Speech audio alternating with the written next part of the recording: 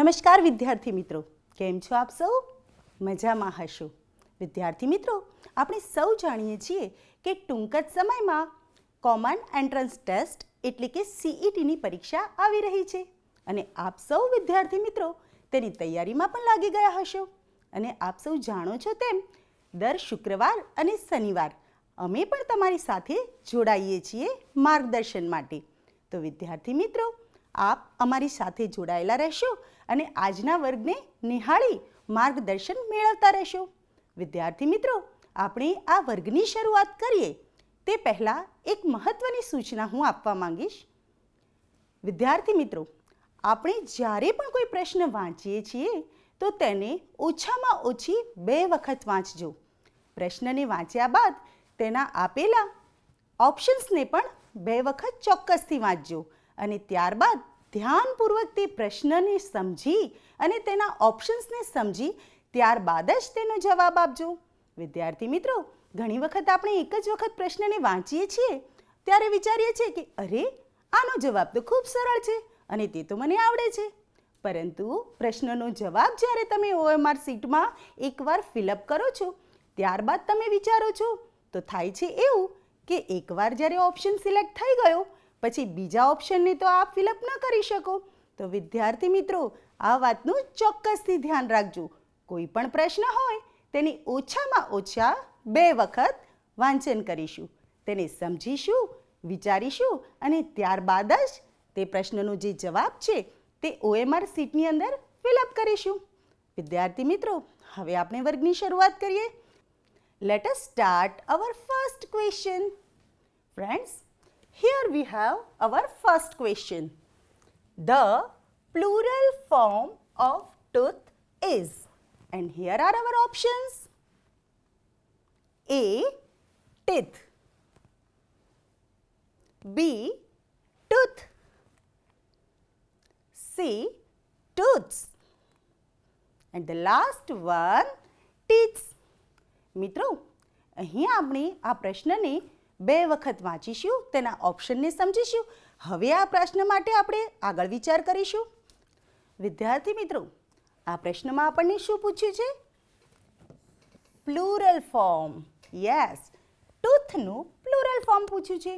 વિદ્યાર્થી મિત્રો, આપ શિક્ષણ કાર્ય દરમિયાન પ્લુરલ અને સિંગ્યુલર ફોર્મ તો શીખી જ ચૂક્યા છો. આપના શિક્ષકે તેની ખૂબ જ સુંદર સમજ આપ સૌને આપી જ હશે. તો હવે આપને ખબર જ છે કે ટૂથનું પ્લુરલ ફોર્મ શું થશે. તો વિદ્યાર્થી મિત્રો, જવાબ આપતા પહેલાં એકવાર આપણે પહેલાંના ઉદાહરણ યાદ કરી લઈએ. મિત્રો, અહીં આપણને ટૂથનું પ્લુરલ ફોર્મ પૂછ્યું છે. હવે ટૂથ જેવું જ કોઈ અન્ય નાઉન જો તમને યાદ હોય તો કહેશો? અરે હા, ફૂડ. Yes, food. ફૂટનું પ્લુરલ ફોર્મ શું થશે મિત્રો? જાણો છો તમે તો? Very good. ફૂટનું પ્લુરલ ફોર્મ થશે ફીટ. તો હવે ટૂથનું પ્લુરલ ફોર્મ શું થશે? કહો જો વિદ્યાર્થી મિત્રો. ફૂટ, ફીટ, ટૂથ. Very good. પણ ફરી એકવાર આપણે દરેક ઓપ્શનને નિહાળીશું. Teeth, tooth, ટૂથ્સ, ટીથ્સ. તો ફરી એક વખત ફૂટ, ફીટ, ટૂથ. Very good. આપ સૌ તો ખૂબ હોશિયાર છો અને જવાબ પણ આપ સૌ જાણી જ ચૂક્યા છો. અને આપણો જવાબ છે option A, teeth. Very good મિત્રો. Let's move to our next question. Here is our second question. The singular form of children is, and here are our options. A. Child is. B. Children's.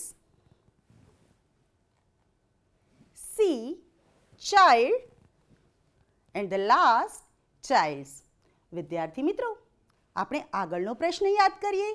એ વખતે આપણને plural form પૂછવામાં આવ્યું હતું અને અહીં આપ જોઈ શકો છો, અહીં આપણે સિંગ્યુલર ફોર્મની વાત કરી છે. તો plural form, singular form.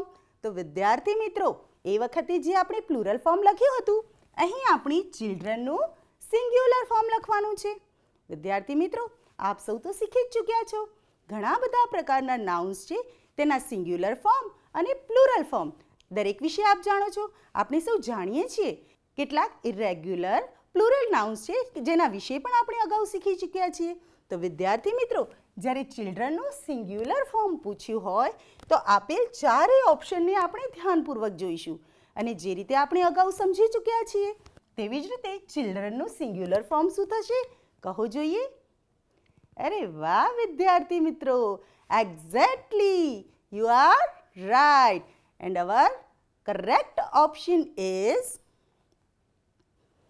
Child. જોયું ને વિદ્યાર્થી મિત્રો, પરીક્ષામાં આપણને પ્લુરલ ફોર્મ કે સિંગ્યુલર ફોર્મ બંને રીતે પૂછી શકે છે.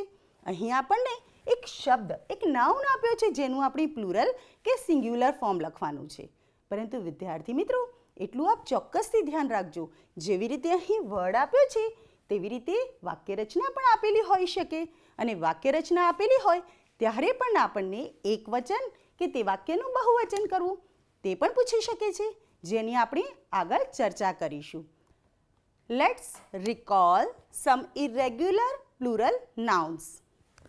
Main, men, woman, women, child, children, tooth, teeth, mouse, mice, ox, oxen, leaf, leaves, and the last one, knife, knives.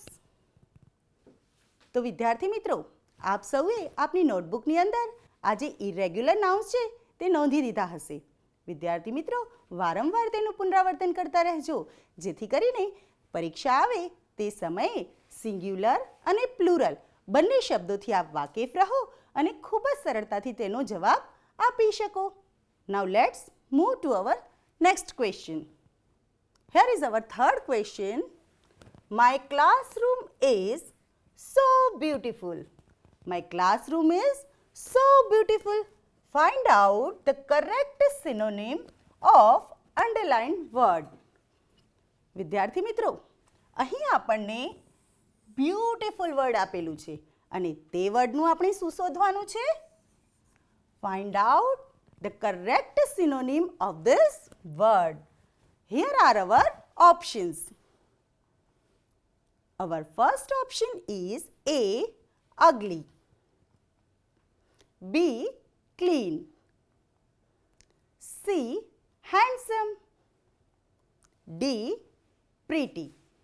વિદ્યાર્થી મિત્રો, ખૂબ જ ધ્યાનપૂર્વક આ વર્ડને જુઓ. Beautiful, my classroom is so beautiful. અને અહીંયા આપણને સિનોનિમ વર્ડ પૂછ્યું છે. વિદ્યાર્થી મિત્રો, એક વસ્તુનું ખાસ ધ્યાન રાખજો, અહીં આપણને સિનોનિમ વર્ડ પૂછ્યું છે તેના સ્થાન ઉપર સિમિલર વર્ડ પણ પૂછી શકે છે. અને કદાચ ગુજરાતીમાં જો તેની સૂચના હોય તો સમાનાર્થી શબ્દ પણ પૂછી શકે છે. તો આપણે સૌ ધ્યાન રાખીશું, સિનોનિમ, સિમિલર વર્ડ કે પછી સમાનાર્થી વર્ડ દરેક વસ્તુ એક જ છે. ઘણી વખતે સિનોનિમ શબ્દ પૂછ્યો હોય ત્યારે આપ સૌ કન્ફ્યુઝ થઈ જાઓ છો કે આ તો અમને ખબર જ નથી, પણ ખરેખર તો આપ જાણો જ છો કે બ્યુટીફુલ શબ્દનો સમાનાર્થી શબ્દ શું થશે? Very good, exactly, you are completely right. હવે કરેક્ટ આન્સર ઇઝ પ્રીટી. હવે વિદ્યાર્થી મિત્રો, એક વસ્તુનું ખાસ ધ્યાન રાખજો, અહીં જે ઓપ્શન આપણને આપેલા છે તેમાં એક ઓપ્શન આવે છે હેન્ડસમ. તો વિદ્યાર્થી મિત્રો, બ્યુટીફુલનું સિનોનિમ હેન્ડસમ પણ થઈ શકે છે. સાચી વાત ને? તો આપ કન્ફ્યુઝ પણ થઈ શકો છો કે ત્યાં હું પ્રીટી લખું કે હેન્ડસમ લખું. ત્યારે આપણે વાક્યને ફરી એકવાર વાંચવાનું છે. હું વારંવાર તે તરફ આપને સૂચના આપી રહી છું કે કોઈ પણ વાક્ય, કોઈ પણ પ્રશ્ન હોય તેને કમસે કમ 2 વખત ચોક્કસથી વાંચજો, જેથી કરીને પ્રશ્નને વાંચ્યા પછી તેનો સાચો જવાબ શું છે તે આપ સમજી શકો. My classroom is so beautiful. શેની વાત કરી છે મિત્રો? ક્લાસરૂમની. અને જ્યારે ક્લાસરૂમની વાત થતી હોય ત્યારે હેન્ડસમ, સિમિલર શું યોગ્ય છે? ના, આપણે સૌ જાણીએ છીએ હેન્ડસમ જે શબ્દ છે તે કોઈ પણ વ્યક્તિ માટે વપરાય છે, પરંતુ અહીં તો ક્લાસરૂમની વાત કરેલી છે અને જ્યારે ક્લાસરૂમની વાત કરેલી હોય ત્યારે ત્યાં બ્યુટીફુલના સિનોનિમમાં પ્રીટી શબ્દ યોગ્ય છે. તો આપ સૌ બિલકુલ સાચા છો. હવે આપણે આગળના પ્રશ્ન તરફ જઈશું. Now here is our next question. Kiran is blank kho-kho now. And here are our options. A. Play. B. Plays. C. Played. And our last option is playing. વિદ્યાર્થી મિત્રો, આપ શિક્ષણ કાર્ય દરમિયાન સેન્ટેન્સ ફોર્મેશન શીખી ચૂક્યા છો. તો અહીં પણ આપણને જે એક્શન વર્બ્સ આપેલા છે તેમાંથી કયું વર્બ છે તે આ વાક્ય રચનાને બંધ બેસે છે. એ માટે આપણે ફરીથી એક વખત પ્રશ્નને વાંચવો પડશે અને તે આધારે જ આપણે નક્કી કરી શકીએ છીએ કે આમાંથી કયો ઓપ્શન છે તે આ વાક્યને બંધ બેસતો આવે છે. Our question is Kiran is blank kho-kho now. Now Kiran is blank kho-kho. તો જ્યારે આપણે નાવને વાંચીએ છીએ ત્યારે આપણે સૌ સમજી જ જઈએ છીએ કે અહીં જે 4 ઓપ્શન આપેલા છે તેમાંથી કયું ઓપ્શન સાચું હોઈ શકે? પ્લે. વિચારો વિચારો વિદ્યાર્થી મિત્રો, જેટલા પણ ઓપ્શન આપેલા છે તે દરેક ઓપ્શનને જવાબ સાથે વાક્ય સાથે મેચ કર્યા પછી જ નક્કી કરવું કે ખરેખર કયો જવાબ આવે છે. કિરણ ઇઝ પ્લે ખો-ખો નાવ. શું આ વાક્ય રચના બંધ બેસતી આવે છે? વિચારો જુઓ મિત્રો. બિલકુલ સાચા છો. આ પ્લે આની સાથે મેચ થતું નથી. Next, Kiran is place kho-kho now. શું આ ઓપ્શન બંધ બેસતું આવે છે? અરે વાહ, બિલકુલ નહીં. તો અહીં પણ આપણે નેક્સ્ટ ઓપ્શન તરફ જઈશું. કિરણ ઇઝ પ્લેડ ખો-ખો નાવ. અહીં આપણને વાત કરી છે નાવ. તો શું આ વર્બ એની સાથે બંધ બેસતો આવે છે? બિલકુલ નહીં. Very good. વિદ્યાર્થી મિત્રો, આપ સૌ તો ખૂબ જ હોશિયાર છો અને ખૂબ જ સારી રીતે આપ સૌએ શિક્ષણ કાર્ય કર્યું છે. એટલે જ તો હવે આપ આ પ્રશ્નનો જવાબ ખૂબ જ સરળતાથી આપી શકો છો. તો બોલે જોઈએ, આનો જવાબ શું આવશે? Yes, exactly, you all are right. And our answer is playing. Kiran is playing kho-kho now. તો વિદ્યાર્થી મિત્રો, ખાસ ધ્યાન રાખજો, જ્યારે કોઈ પણ વાક્ય રચનામાં નાવ, લાસ્ટ, યસ્ટરડે આવા શબ્દો આપેલા હોય તો તે તરફ ખાસ ધ્યાન રાખવું કે એ શબ્દ ઉપરથી આપણે ખૂબ જ સરળતાથી તે પ્રશ્નની અંદર કયો વર્બ આવશે તે સરળતાથી સમજી શકીએ છીએ. તો વિદ્યાર્થી મિત્રો, આ જે વસ્તુ છે તેને આપ સૌ પોતાની નોટબુકમાં પણ નોટ કરતા રહેશો. Here is our next question. Sang a yesterday song આધ્યા. અને દરેકની નીચે આપણને નંબર્સ આપેલા છે. First, second, third, fourth and fifth. Now let's see our options. First option is 5 1 2 4 3. B 3 5 4 2 1. C 5 4 2 1 3. And our last option is 4 5 1 2 3. હવે વિદ્યાર્થી મિત્રો, જેમ આપણે અગાઉ વાત કરી, આપ સૌ સેન્ટેન્સ ફોર્મેશન આપ સૌના શિક્ષણ કાર્ય દરમિયાન શીખી ચૂક્યા છો. તો હવે આ જે સેન્ટેન્સ આપણને આપેલું છે તેને આપણે યોગ્ય ક્રમમાં ગોઠવવાનું છે. અને યોગ્ય ક્રમમાં ગોઠવવા માટે સૌપ્રથમ આપણે સેન્ટેન્સમાંથી કયું વર્ડ પહેલું, સેકન્ડ કયું, થર્ડ કયું એ નક્કી કરવું પડશે. તો તે વખતે આપણે તે વાક્ય રચનાને ગોઠવવા માટે સૌથી પહેલું કયો શબ્દ આવશે તે શોધીશું.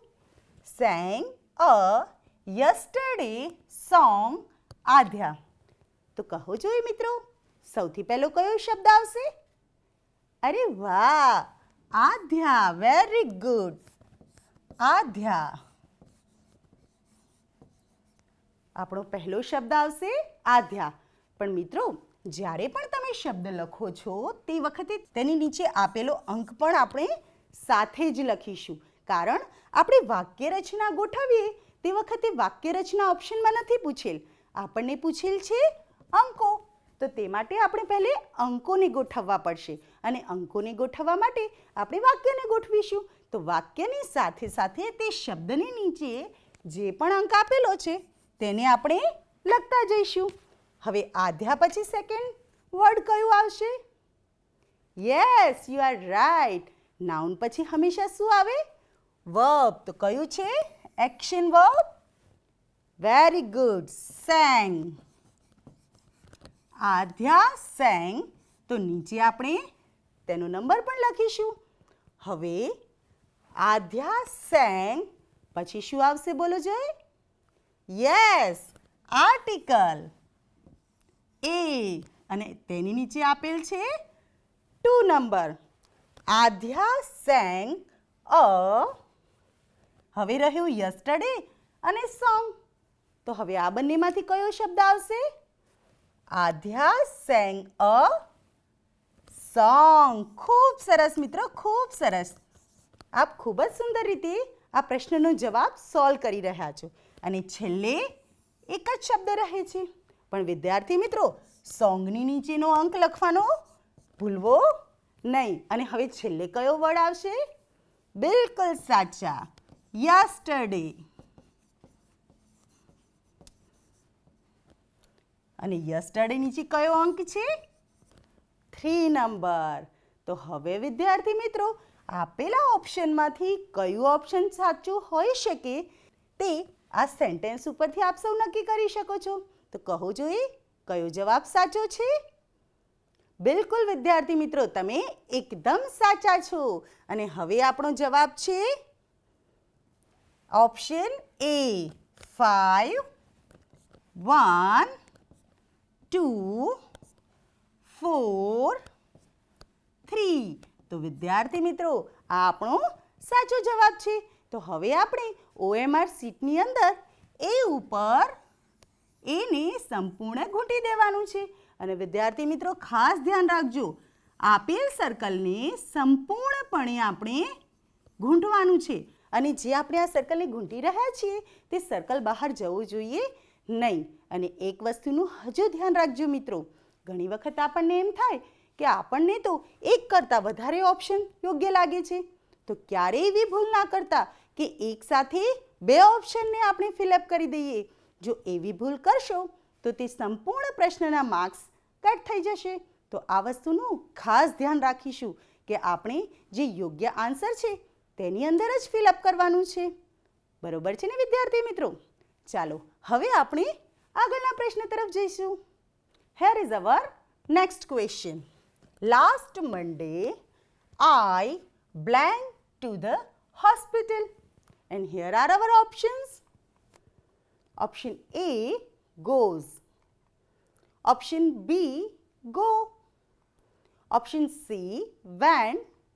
D, going. વિદ્યાર્થી મિત્રો, ફરી એક વખત હું તમને યાદ કરાવું છું.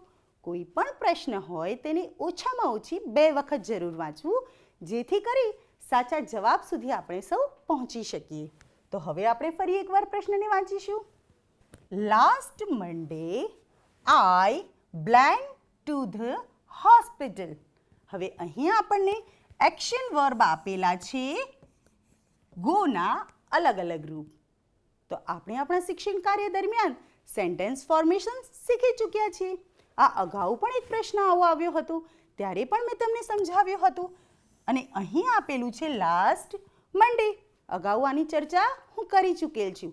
જ્યારે પણ નાઉ, લાસ્ટ, યસ્ટરડે આવા શબ્દો આવે તે વખતે તેમાં કયો એક્શન વર્બ આવશે તેના વિશે ખૂબ ધ્યાનથી વિચારવું અને ત્યારબાદ જ તેનો આન્સર લખવો. અહીં કીધું છે લાસ્ટ મંડે. લાસ્ટ મંડે એટલે આપ સમજી જ ગયા હશો કે ખરેખર આમાં કયો આન્સર આવશે. Last Monday I blank to the hospital. હવે આપણે એક એક ઓપ્શનને તેના જવાબ સાથે મેચ કરીશું. Last Monday I goes to the hospital. વિદ્યાર્થી મિત્રો યાદ કરીને જ કહેજો જરા. કે આઈ સાથે ગોઝ એ ખરેખર બંધ બેસતું આવે છે? આપ સૌ તે શીખી જ ચૂક્યા છો. અરે વાહ, સમજી ગયા કે આઈ સાથે ગોઝ ન આવે. Very good. હવે છે last Monday I go to the hospital. I go to the hospital. વાક્ય રચના તો બરોબર આવે છે, પરંતુ આપે ધ્યાન રાખવાનું શું છે? લાસ્ટ મંડે.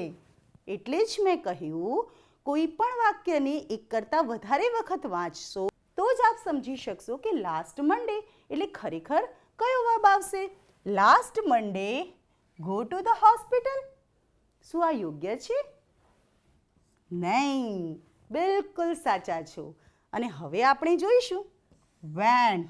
તો ચાલો વિદ્યાર્થી મિત્રો, આ વાક્યને પણ આપણે જોડીને જોઈ લઈએ. Last Monday I went to the hospital.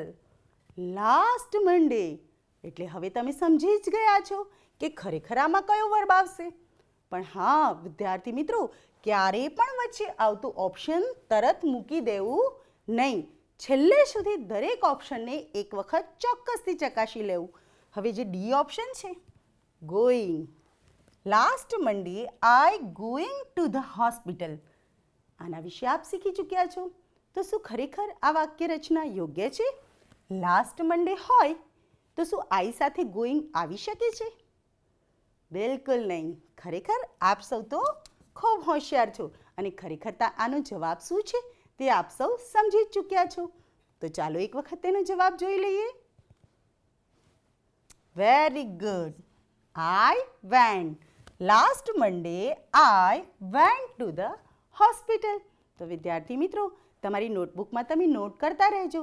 જ્યારે નાઉ હોય, લાસ્ટ હોય, યસ્ટરડે હોય, ટુમોરો હોય, તે વખતે વાક્ય રચનામાં આપણે શું ધ્યાન રાખવાનું છે તેનું ખાસથી નોંધ લખતા રહેજો. Now here is our next question. I have seen you in the park. Do you see blank? And here are our options. A, me. B, you.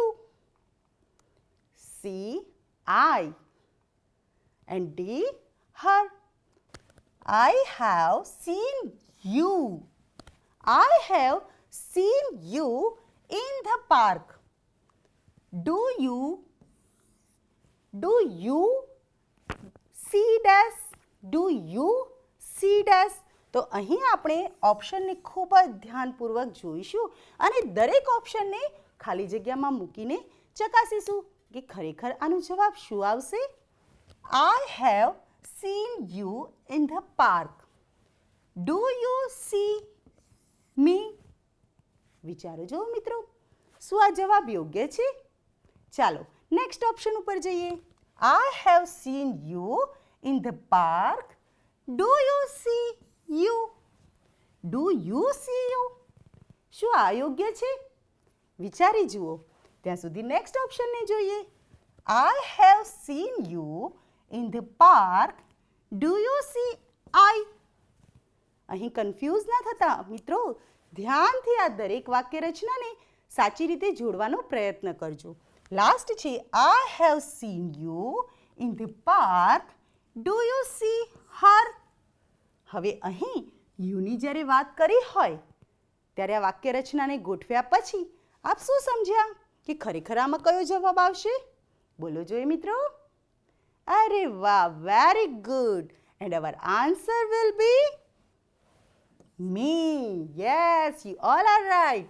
I have seen you in the park. Do you see me? Yes, do you see me? અહીં આપણે ઘણી વખત કન્ફ્યુઝનમાં મી અથવા આઈ બંનેમાં મૂંઝવણ અનુભવી શકીએ છીએ કે ખરેખર આમાં મી આવશે કે આઈ આવશે. પરંતુ વાક્ય રચનાને જ્યારે આપ વાંચશો, ડુ યુ સી આઈ? નહીં, ડુ યુ સી મી? તો એ વાક્ય રચના બંધ બેસતી આવે છે અને સાચી છે. તો વિદ્યાર્થી મિત્રો, જ્યારે પણ આવા પ્રશ્નો આવે ત્યારે ખૂબ જ ધ્યાનપૂર્વક વારંવાર તેના ઓપ્શન્સને જવાબમાં મૂકી બંધ બેસતો આવે તે જ ઓપ્શનને આપણે OMR શીટમાં ફિલઅપ કરીશું. હવે આપણે આગળના પ્રશ્ન તરફ જઈશું. Now, here is our next question. Neha felt happy and blank after winning the race. And here are our options. Option A, bored. Option B, joyful. Option C, surprised. And the last option, sad. Which will be our correct answer? Think about it, friends. ફરીથી એક વખત પ્રશ્નને ચોક્કસથી વાંચીશું. Neha felt happy and blank after winning the race. After winning the race, Neha felt happy and વિચારો જોયું મિત્રો. નેહા જ્યારે race જીતી તો તેની ફિલિંગ્સ કેવી છે? તે ખૂબ જ હેપી છે. પરંતુ સાથે અહીં જે 4 ઓપ્શન આપેલા છે તેમાંથી પણ એક ઓપ્શન આપણે પસંદ કરવાનું છે. તો એક એક કરીને દરેક ઓપ્શનને મેચ કરી જોઈએ. Neha felt happy and bored after winning the race. શું આ યોગ્ય લાગે છે કે તે હેપી પણ થઈને બોર પણ થઈ ગઈ? Next, Neha felt happy and joyful after winning the race. હવે તમને શું લાગે છે? શું ખરેખર તે હેપી અને જોયફુલ બંને હોઈ શકે? ત્રીજું પણ ચેક કરી લઈએ. Neha felt happy and surprised after winning the race. શું તે હેપી અને સરપ્રાઇઝડ બંને હોઈ શકે? And last, Neha felt happy and sad after winning the race. હવે તો વિદ્યાર્થી મિત્રો આપણે સૌ સમજી જ ચૂક્યા હોઈશું કે આનો જવાબ શું આવશે? કહો જોઈએ. અરે વાહ, બિલકુલ સાચા છો. અહીં આપણો આન્સર આવશે joyful. Neha felt happy and joyful after winning the race.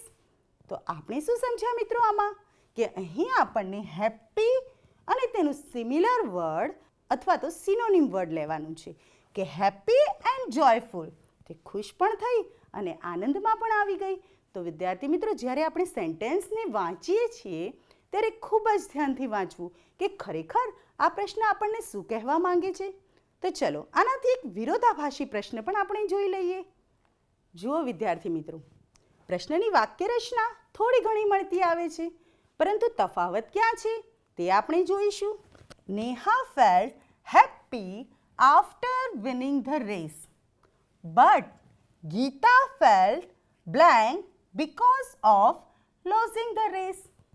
Here are our options. A, bored. B, joyful. C, sad. D, surprised. હવે વિદ્યાર્થી મિત્રો તમે કહેશો કે મેડમે તો શીખવાડ્યું હતું કે આમાં કંઈ પૂછાય તો જોયફુલ લખી દેવું. પરંતુ નહીં, કોઈ પણ પ્રશ્નને કેટલી વખત વાંચવાનું? કમ સે કમ 2 વખત. વાક્ય રચનાને જો સમજશો તો આપ સમજી જશો કે અહીં મારે સિમિલર વર્ડ મૂકવાનો છે કે ખરેખર તેનો ઓપોઝિટ વર્ડ મૂકવાનો છે. Let's read again. Neha felt happy after winning the race. Neha felt very happy after winning the race but Geeta felt blank because of losing the race. હવે કહો જોઈએ મિત્રો કે આ જે 4 ઓપ્શન આપેલા છે તેમાં હેપી વર્ડનું ઓપોઝિટ વર્ડ કયું છે? Neha felt happy but Geeta felt very good. તમે બધા સમજી જ ગયા છો. તો આપણો આન્સર છે sad. Very nice. Neha happy છે પરંતુ ગીતા અહીં સેડ છે. નાઉ let's move to our next question. Here we have our next question. There are 8 apples blank the table. Here we have a picture and our question is there are 8 apples blank the table and our options are A, between, B, under, C, on and D, in. વિદ્યાર્થી મિત્રો શિક્ષણ કાર્ય દરમિયાન પ્રિપોઝિશનની સમજ તો આપ ખૂબ જ સારી રીતે લઈ ચૂક્યા છો. In, on, near, under, between, in front of આ બધાની સમજ તો આપ સૌ લઈ ચૂક્યા છો. એટલે વિદ્યાર્થી મિત્રો આપની નોટબુકમાં પણ તે નોંધતા રહેજો કે ફરીથી એકવાર તેનું પુનરાવર્તન ચોક્કસથી કરવાનું છે.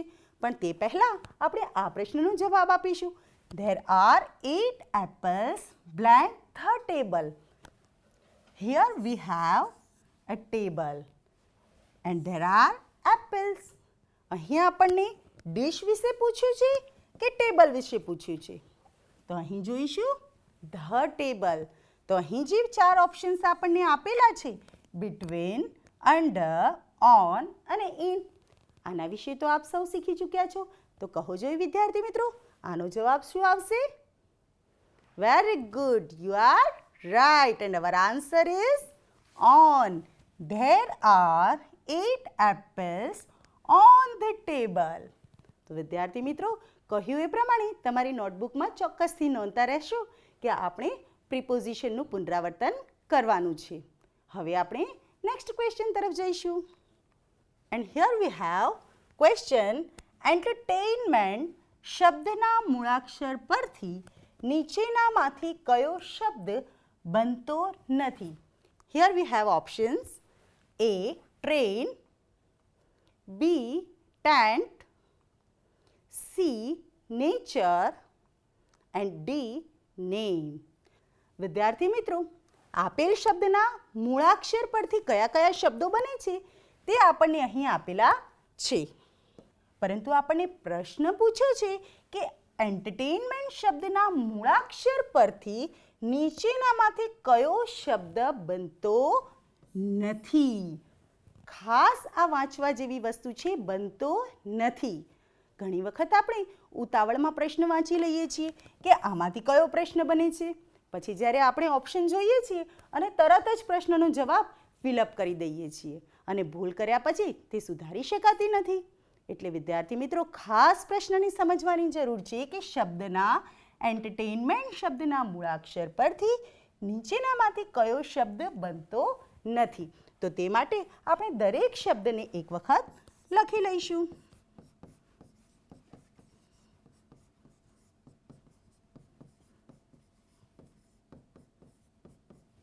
હવે આ દરેક મૂળાક્ષર પરથી કયો શબ્દ બને છે અને કયો શબ્દ નથી બનતો તે ચેક કરી લઈશું.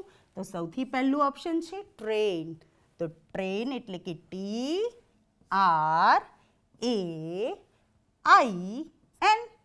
અરે વાહ, આ શબ્દ તો બને છે. તો આ તો આવશે નહીં. પહેલાં પણ કહ્યું કે બનતો નથી, આપણે તે શબ્દ જોવાનું છે. એટલે ક્યારેય ઉતાવળમાં આ તો બને છે, લાવ હું એ ઉપર ફિલઅપ કરી દઉં, એવી ભૂલ કરતા નહીં. હવે નેક્સ્ટ ટેન્ટ. તો ટેન્ટનો સ્પેલિંગ પણ જોઈ લઈએ. TENT. અરે આ પણ બને છે, તો આ પણ જવાબ યોગ્ય નથી. હવે આવે છે નેચર. તો નીચેના શબ્દો જોઈ લઈએ. NATU. અરે વિદ્યાર્થી મિત્રો, ક્યાં યુ દેખાય છે? મને તો નથી દેખાતું. તો અહીં આપણે રાહ જોઈએ કે ખરેખર આ જવાબ યોગ્ય છે કે નહીં. છેલ્લો ઓપ્શન જોઈ લઈએ, નેમ. તો NAME. અરે વાહ, આ પણ આવે છે. તો અહીં પણ આ ઓપ્શન યોગ્ય નથી. તો હવે તો આપ સૌ જવાબ આપી શકો છો. કહો જોઈએ આપણો જવાબ શું છે? બિલકુલ સાચું. આપણો જવાબ છે nature.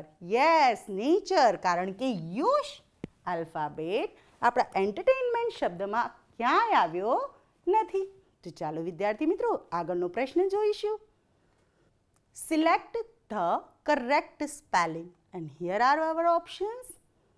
THOUSAND, B. THUSAOND, TOUHSNAD,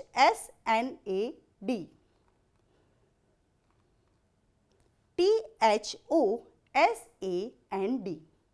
હવે વિદ્યાર્થી મિત્રો, આવા ઓપ્શન જ્યારે આપણે જોઈએ તો એક વખત મનમાં એમ થાય કે આ તો બધા સ્પેલિંગ સરખા જ લાગે છે. તો ખરેખર કયો સાચો જવાબ હશે? હવે વિદ્યાર્થી મિત્રો આ વસ્તુનું ખાસ ધ્યાન રાખવું કે જ્યારે આવો પ્રશ્ન આપણને પૂછાય કે ખરેખર સાચો સ્પેલિંગ કયો છે, તો તેના માટે આપણે આપણી ચોપડીમાં જે પણ સ્પેલિંગ આવે છે તેનું વારંવાર પુનરાવર્તન કરવું પડશે, તેનું વારંવાર અવલોકન કરતા રહેવું પડશે અને જ્યારે તેનું પુનરાવર્તન વારંવાર થશે તો જ આ પ્રશ્નનો જવાબ આપ લખી શકો છો. નહીં તો એક વખત જોતા તો બધા સ્પેલિંગ સરખા લાગે છે, પણ ખરેખર સાચો સ્પેલિંગ કયો છે કહેજો વિદ્યાર્થી મિત્રો. અરે વાહ, તમે સમજી ગયા છો કારણ કે તમે સૌ આ દરેક સ્પેલિંગનું વારંવાર પુનરાવર્તન કરતા રહો છો. તો આપણો સાચો જવાબ છે yes, 1000, THOUSAND. Very good. Here is our next question. Kavita was hungry, blank, she ate all the puris. And here are our options. A, because. B, so. C, and. D, but. હવે વિદ્યાર્થી મિત્રો આના માટે ફરી એકવાર આપણે પ્રશ્નને વાંચવો પડશે. જો પ્રશ્નને વાંચીશું, તેને સમજીશું, તો જ આ ઓપ્શનમાંથી કયો ઓપ્શન બંધ બેસતો આવે છે તે આપણે સમજી શકીશું. Let's read again. Kavita was hungry. Kavita was hungry. Blank she ate all the puris. હવે દરેક ઓપ્શન એક એક કરીને તેની સાથે મેચ કરી જોઈએ. Kavita was hungry because she ate all the puris. શું લાગે છે વિદ્યાર્થી મિત્રો, શું આ જવાબ યોગ્ય છે? કવિતા was hungry so she ate all the puris. હવે આ પણ વિચારી જુઓ કે શું આ વાક્ય રચના સાથે so મેચ થાય છે. આગળનું વાંચી જોઈએ. કવિતા was hungry and she ate all the puris. શું આ વાક્ય રચના યોગ્ય છે? છેલ્લો શબ્દ પણ જોઈ લઈએ. કવિતા was hungry but she ate all the puris. વિદ્યાર્થી મિત્રો વિચારીને કહેજો જરા કે ખરેખર આ વાક્યમાં શું આવશે? કવિતા was very hungry.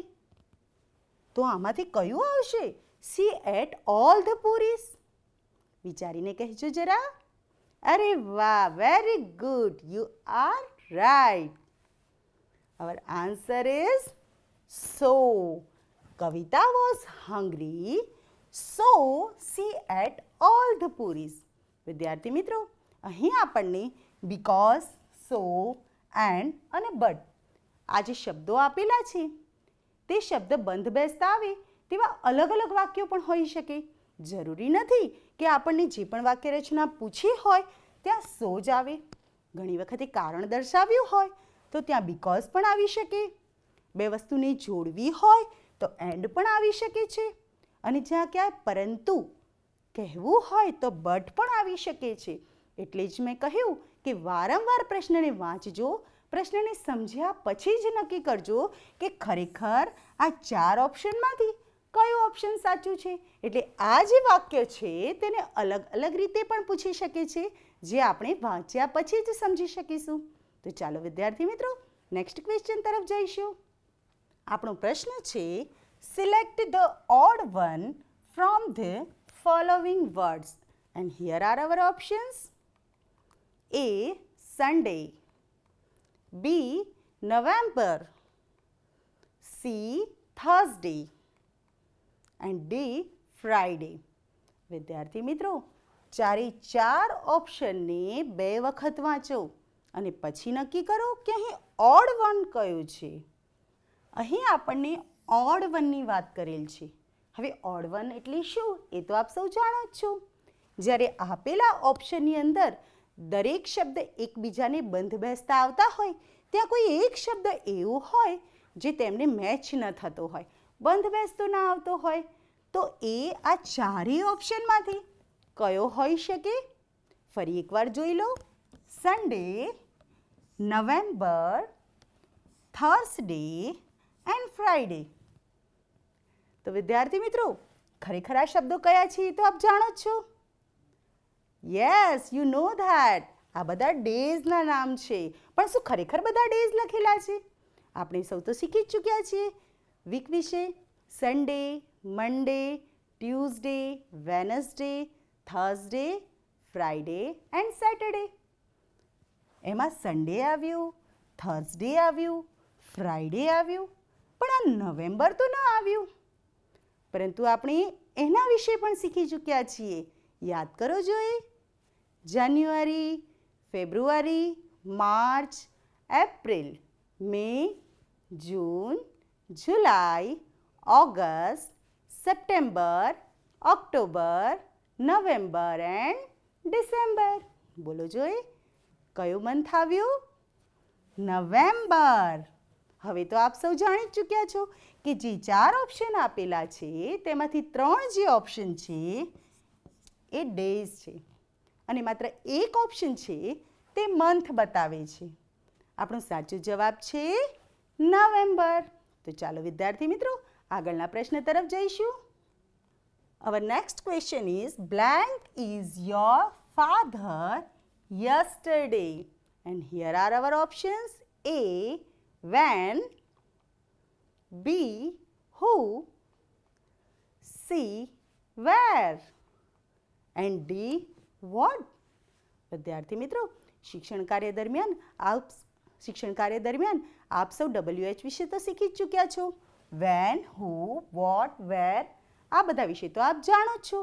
હવે આના માટે ફરીથી એકવાર આપણે પ્રશ્નનું વાંચન કરીશું. Blank is your father yesterday. અહીં વાત કરી છે yesterday. Dash is your father yesterday. તો અહીં આપણે દરેક ઓપ્શનને વારાફરતી મૂકીને ચેક કરી લઈએ. પહેલું ઓપ્શન છે when. When is your father yesterday? હવે પ્રશ્ન when થી પૂછીએ અને yesterday કહીએ તો શું યોગ્ય છે? વિચારી જુઓ. બીજો ઓપ્શન લઈ લઈએ. Who is your father yesterday? Who is your father yesterday? હવે વાક્યને વાંચો એટલે સમજી જ જશો કે શું આ વાક્ય રચના યોગ્ય બને છે. ત્રીજો ઓપ્શન પણ લઈ લઈએ. Where. Where is your father yesterday? Where is your father yesterday? શું આ યોગ્ય છે? ચલો છેલ્લું ઓપ્શન પણ ચેક કરી લઈએ. What is your father yesterday? What is your father yesterday? વિદ્યાર્થી મિત્રો, અહીં મૂંઝવણમાં ન આવતા. અહીં આપણને યસ્ટરડેની ચોખવટ કરેલી છે, તો ખરેખર આમાં કયો જવાબ આવશે? કહો જોઈએ. અરે વાહ, સમજી જ ગયા છો. આપણો જવાબ શું આવશે? Where. Where is your father yesterday? વિદ્યાર્થી મિત્રો, કદાચ તમે એમ કહો what પણ લખી શકાય. What is your father yesterday? પણ father yesterday શું હતા એવું ના કહી શકાય. એટલે અહીં બંધ બેસતો સાચો જવાબ કયો આવશે? Where. Where is your father yesterday? એ જ જવાબ યોગ્ય જવાબ છે. ચાલો વિદ્યાર્થી મિત્રો, હવે આપણે નેક્સ્ટ ક્વેશ્ચન તરફ જઈશું. વિદ્યાર્થી મિત્રો, it's time for the evolution. ખૂબ સુંદર રીતે આપણે આજનો ક્લાસ એટેન્ડ કર્યો છે અને હવે ઇવોલ્યુશનનો ટાઈમ આવ્યો છે. તો વિદ્યાર્થી મિત્રો, આગળ હું જેમ તમને શીખવી ચૂકી છું તેમ કેટલાક પ્રશ્નો હવે જે હું તમને કહેવાની છું તેના જવાબ આપણે જાતે જ આપવાના છે અને તે માટે આપ સૌને 1 મિનિટનો સમય આપવામાં આવશે અને જવાબ આપ્યા બાદ આપણે સૌ તેના વિશે ડિસ્કશન કરીશું. તો લેટ્સ સી ધ ક્વેશ્ચન. યોગ્ય પદક્રમવાળું વાક્ય પસંદ કરો. And here are our options. A. Sweta planting seeds is. B. Is Sweta planting seeds? C. Planting Sweta seeds is. And the last option, Sweta is planting seeds. વિદ્યાર્થી મિત્રો, sentence formation વિશેની આપણે અગાઉ વાત કરી ચૂક્યા છીએ. હવે આનો જવાબ શું આવશે તે વિશે વિચારો.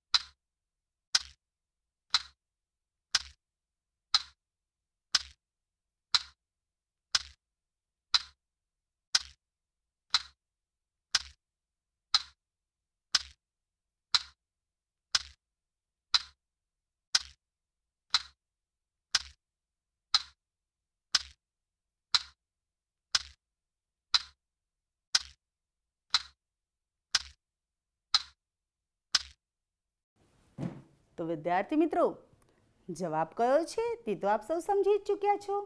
કહો જો એ સાચો જવાબ કયો છે? Very good. Our correct option is Shweta is planting seeds. વિદ્યાર્થી મિત્રો, એક વસ્તુનું ખાસ ધ્યાન રાખજો કે દરેક ઓપ્શનને આપણે 2 થી 3 વખત જો વાંચન કરીશું તો જ કરેક્ટ આન્સર તરફ જઈ શકીશું. અહીં એક ઓપ્શનની તરફ આપનું ધ્યાન દોરીશ. બી ઓપ્શન છે, ઇઝ શ્વેતા પ્લાન્ટિંગ સીડ્સ. આ જવાબ પણ સાચો હોઈ શકે, ખરી વાત ને? તો અહીં કંઈક ખૂટે છે. શું ખૂટે છે? પ્રશ્નાર્થ ચિહ્ન. જો આ વાક્ય રચનાની અંદર ફૂલ સ્ટોપની જગ્યાએ ક્વેશ્ચન માર્ક હોત તો કદાચ આ વાક્ય પણ સાચું હોઈ શકે. બરોબર ને વિદ્યાર્થી મિત્રો? પરંતુ અહીં આપણને ક્વેશ્ચન માર્ક નથી આપેલ, તેથી આપણો સાચો જવાબ કયો છે? Shweta is planting seeds. Let's move to our next question. Tomorrow will be Monday. Today is, and here are our options: A. Tuesday, B. Wednesday, C. Sunday, and last Friday. Let's think about this.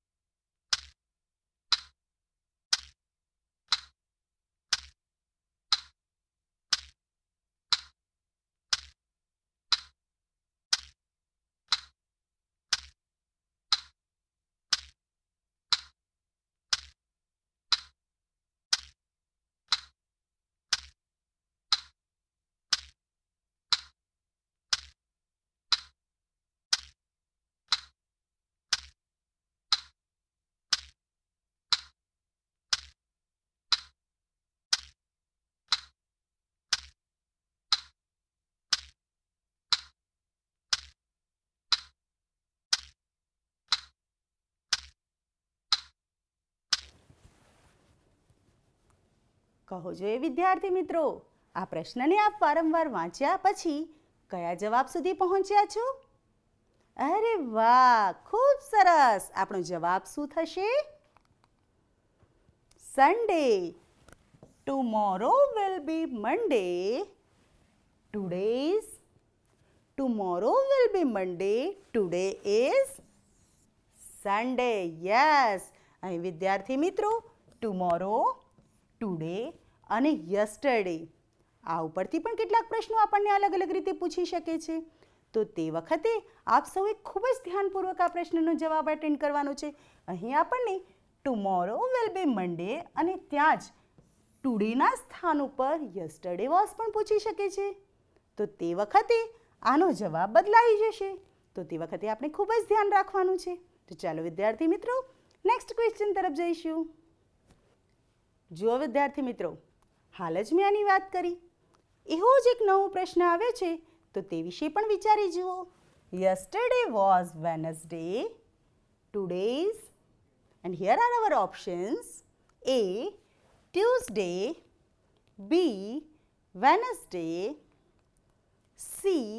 Sunday, and D. Thursday. વિચારો જુઓ મિત્રો, અને સાચો જવાબ કયો છે તે ઝડપથી કહેશો.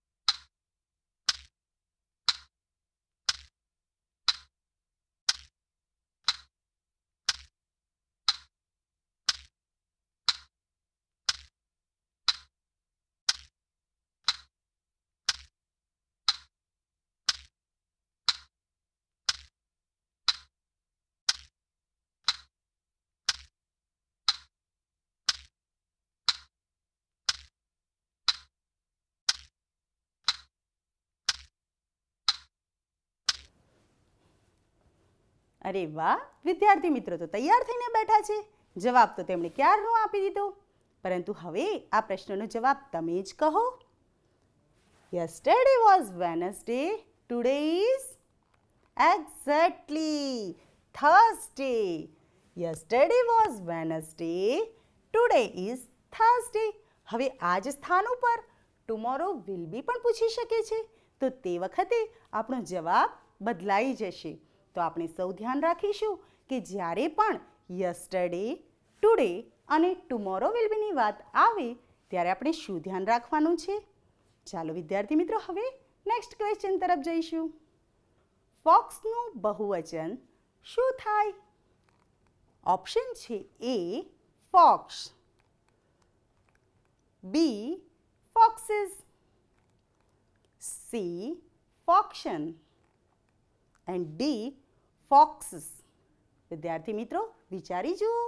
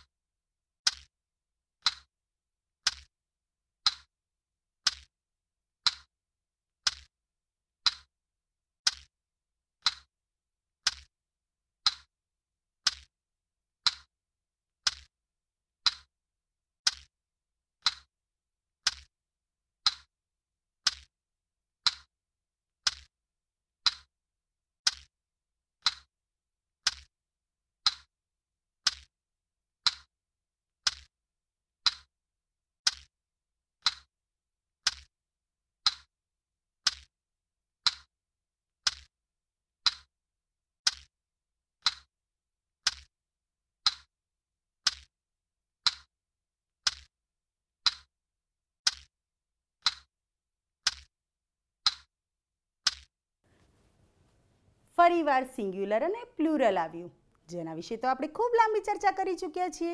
સિંગ્યુલર અને પ્લુરલ ફોર્મ વિશે તો આપ સૌ શીખી ચૂક્યા છો. તો હવે ફોક્સનું બહુવચન શું થશે તે કહો જોઈએ. ફોક્સનું બહુવચન, યસ, વેરી ગુડ, ફોક્સીસ. હવે ફોક્સ જેવો કોઈ બીજો શબ્દ યાદ કરી જુઓ. Box, yes, box. તો બોક્સનું બહુવચન શું થશે? અરે વાહ, બોક્સનું બહુવચન થશે boxes. Box, boxes, fox, foxes. તો આવા ઘણા બધા શબ્દો છે જેનું પણ પુનરાવર્તન વિદ્યાર્થી મિત્રો આપ કરતા રહેજો. તો ચાલો વિદ્યાર્થી મિત્રો હવે આપણે નેક્સ્ટ પ્રશ્ન તરફ જઈએ. Now here is our last question. Blank Ganga is the longest river in India. Select appropriate article and here are our options. A, B, the, C, an and D, this. Think about this, friends.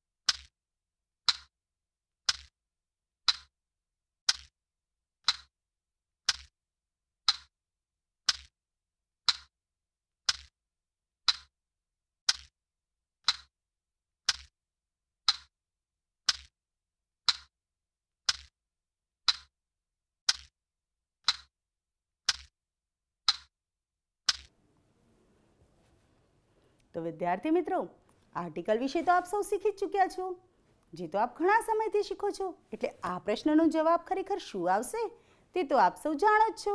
પરંતુ જોરથી કહો જોઈએ, ખરેખર આ પ્રશ્નનો જવાબ શું આવશે? અરે વાહ, absolutely right. Hour answer is the. The Ganga is the longest river in India. વિદ્યાર્થી મિત્રો અહીં જે 4 ઓપ્શન આપણને આપેલા છે તેમાં આર્ટિકલની વાત કરી છે. તો આર્ટિકલ તો 3 છે. AN the. વધારાનો જે ઓપ્શન છે ધીસ એ તો નીકળી જશે. હવે આપણે AN અને ધમાંથી નક્કી કરવાનું છે કે ગંગા સાથે કયો આર્ટિકલ આવે છે. અને વિદ્યાર્થી મિત્રો, આપ સૌ શીખી ચૂક્યા છો, જ્યારે પણ કોઈ પ્રોપર નાઉન હોય તે વખતે આપણે ધ આર્ટિકલ મૂકીએ છીએ. જેમ કે ધ ગંગા, ધ હિમાલયા, પછી દિશાઓ પણ લઈ શકાય, ધ સાઉથ, ધ ઈસ્ટ. તો આવી રીતે ધનો ઉપયોગ ક્યાં ક્યાં થાય છે યાદ કરીને કહો જોઈએ મિત્રો. અને હા, આ વસ્તુની નોંધ આપની નોટબુકમાં ચોક્કસથી કરજો કે ધ કયા કયા નાઉનની આગળ આવે છે તેનું એક લિસ્ટ બનાવજો અને તેનું પુનરાવર્તન કરતા રહેજો. તો વિદ્યાર્થી મિત્રો, આશા રાખીએ છીએ કે આવનારી CETની પરીક્ષા માટે અમારું માર્ગદર્શન આપ સૌને મદદરૂપ થશે. હવે આવનારી CETની પરીક્ષા માટે દરેક વિદ્યાર્થી મિત્રોને ખૂબ ખૂબ શુભેચ્છાઓ. નમસ્કાર.